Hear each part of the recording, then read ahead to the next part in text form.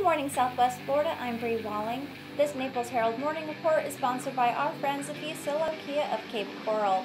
This morning we'll tell you about Governor Scott appealing a court-ruled decision to restore felons' rights, Florida senators imploring the Department of Agriculture to start distributing funds for Irma relief, and more. Today is Friday, April 6th, and this is the Morning Report. Governor Scott and the Florida Cabinet continued their fight against a judge's ruling that would require the state to restore ex-felons' voting rights, taking the case to a federal appeals court. The appeal requested a stay of order by U.S. District Judge Mark Walker that gave the state an April 26th deadline for making changes to the rights restoration process.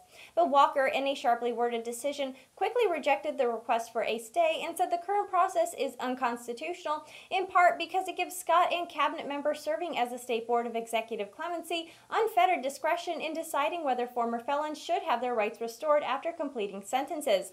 But in a motion Wednesday requesting the stay, attorneys hammered Walker's rulings and defended the state's authority to decide how to handle the restoration of rights. Restoration of voting rights has long been a controversial legal and political issue in Florida. After taking office in 2011, Scott and Attorney General Pam Bondi played key roles in changing the process to effectively make it harder for felons to get their rights restored. Under the current process, ex-felons must wait 5 or 7 years after they complete their sentences to apply to have their rights restored. After the applications are filed, the process can take years to complete. Walker ruled that the state was violating First Amendment rights and equal protection rights of ex-felons and says the state officials remain bound by the April 26th deadline to make the changes. Pressure is growing from Florida and other states as the Department of Agriculture continues to determine how to move forward with a disaster relief package signed in early February. Florida senators joined colleagues from Texas, Louisiana, and California this week in prodding U.S. Agriculture Secretary Sonny Perdue to start distributing the $2.3 billion intended for farmers who sustained damages last year in Hurricanes Harvey, Irma, and Maria. The U.S. Department of Agriculture released a statement Wednesday saying that it understands the anxiety in Florida and other disaster-stricken areas that are waiting on critical assistance, and added that they are in the final stages of outlining the parameters of the program and hope to announce more information regarding sign-up and eligibility in the coming weeks. Florida citrus growers suffered at least $761 million in losses from Irma and caused an estimated $2.5 billion in losses to the state's agriculture industry, with Irma-induced losses at citrus groves in parts of southwest Florida reaching 70 to 90%.